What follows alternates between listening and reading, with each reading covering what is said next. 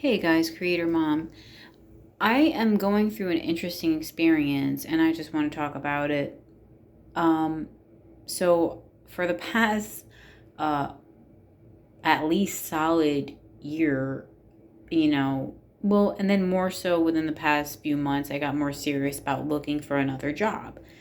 Um, but within the past few months I was becoming way more focused, At any rate, you know,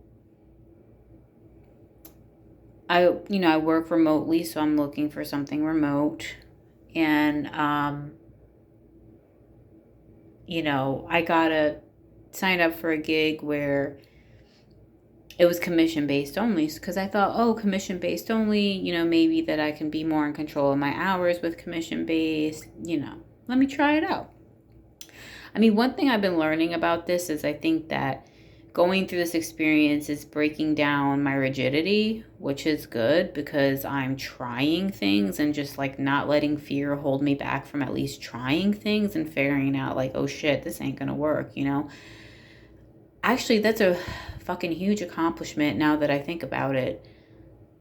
Getting past that fear of at least trying something, and hey, if it doesn't work out, it doesn't work out, because I used to feel like, oh, what's the point, God? Like, what if it doesn't, I don't want to keep going trying things and they don't work out. Like, I feel actually like I'm less bothered now after, I mean, I did cry a little bit, but I feel way less bothered that like it's not going to work out because I'm like, I don't know. It's like, well, just try something else now, like no big deal.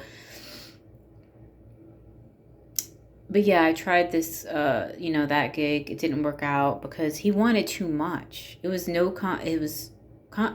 commission only, but Jesus, I mean, the amount of work that he wanted for nothing was way over the top. And he was very controlling. He wanted to meet every day, go over KPIs. And I'm just like, that's not what I'm looking for. Like, that's way too much for commission only. That's way too much of my energy because I'm splitting my energy in various ways.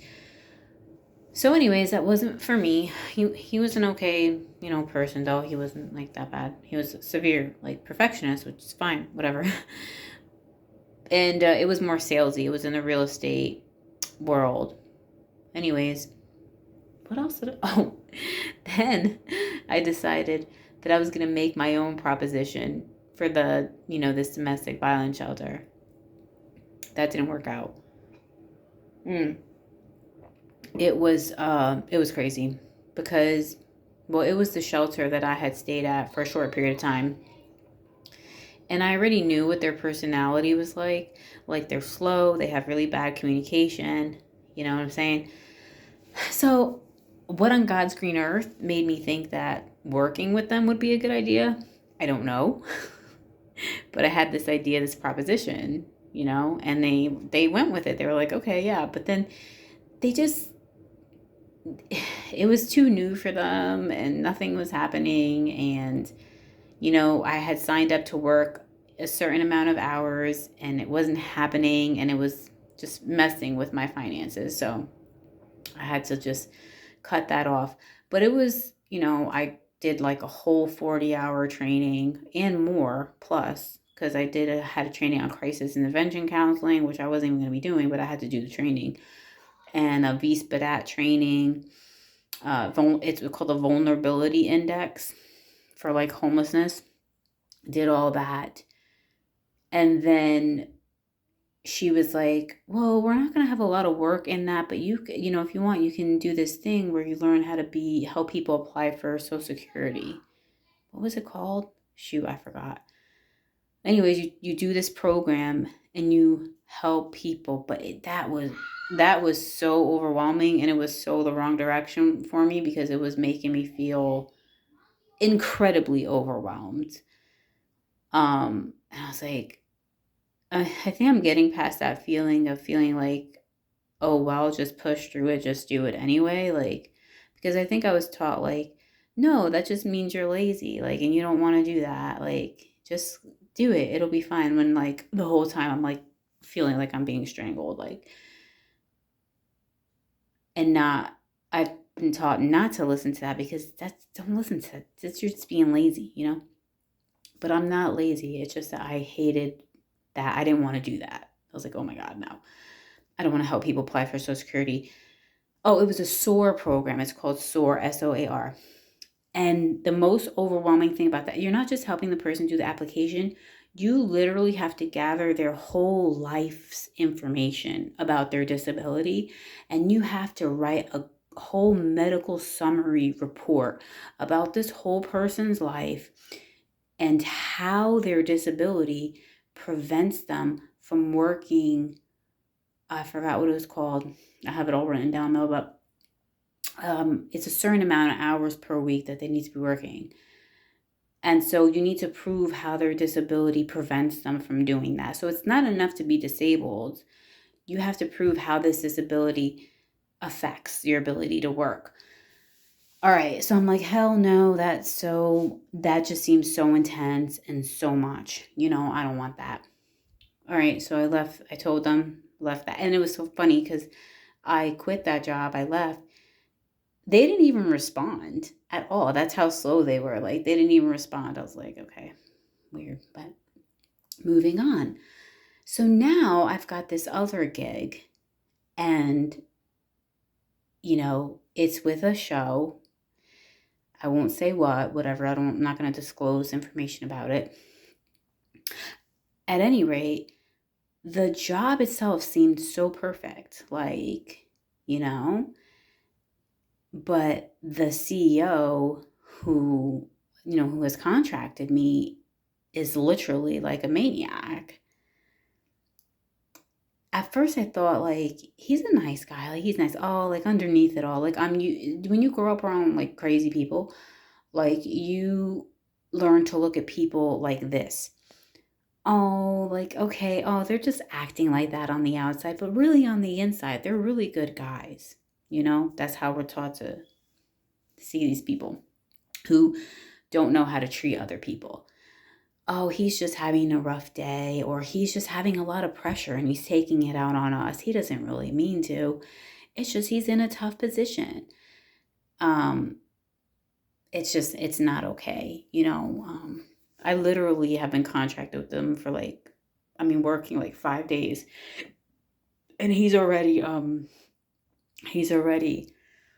excuse me, yelling at me. Not yelling, actually. He doesn't yell, but he talks to you in a way where he's fucking slamming you and putting you down. And when this was happening to me, I felt so much confusion. Like, I just felt like I didn't really know what was going on. Like, he was like, so how many hours did you work last week or something? And my list was messy, and he didn't tell me I was coming to this meeting prepared to give him that information. So, and my mind felt so foggy that, like, I really felt like I couldn't calculate my hours on the spot, because I had a little bit of weird hours, like 8 to 10:45, or it's like weird shit. I was just like, can I, I couldn't do it. That's how confused I felt. And by his psychologically abusive behavior. And the weird thing is this, he was just telling me, like, if you're not going to do it this way, and then we'll just cut this off right now. Like, I wasn't even doing anything wrong, though. Like, I hadn't been doing anything wrong, but he was fucking psychologically abusing me. And I was just confused about, like, why this was happening. Like, they gave me this list of CEOs to call, and, like, a portion, like, more than, there's like 38 people on the list, like 16 of them don't even have mobile numbers, and don't even have personal emails and things like that. And I've only been with them for 5 days, and I'm new, and he was expecting me to get one lead per hour. And he was making me feel like I was wasting their time. I was taking too much time, and I wasn't producing enough results. But yet I had just began. And actually yesterday I ended up booking a lead. Yesterday he was pretty rough with me too, but today it was really bad. Like, it was so bad that I cried but it was over a Zoom, and I blanked out my screen. And he knew what he was doing because we were on the call with another girl. It was three of us, and he said once he saw that I blanked out the screen because he had psychologically abused me so bad that I had to blank out my screen. He knew what he was doing because at that point he said, "Oh, Heather," he was like, "Why don't?" Oh shit, I said name. Whatever, it's fine. How many Heathers are? He said, "Why don't you go ahead and take over and I'll come back in a few minutes."